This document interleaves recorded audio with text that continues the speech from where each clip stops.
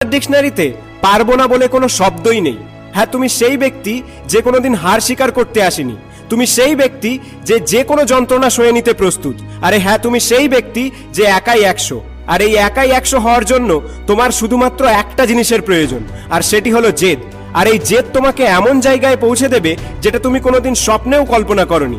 তোমাকে এই কঠিন পরিস্থিতির মধ্যে ফেলা হচ্ছে তোমাকে শক্তিশালী বানানোর জন্য, তোমাকে মজবুত বানানোর জন্য, তোমাকে সাহসী বানানোর জন্য।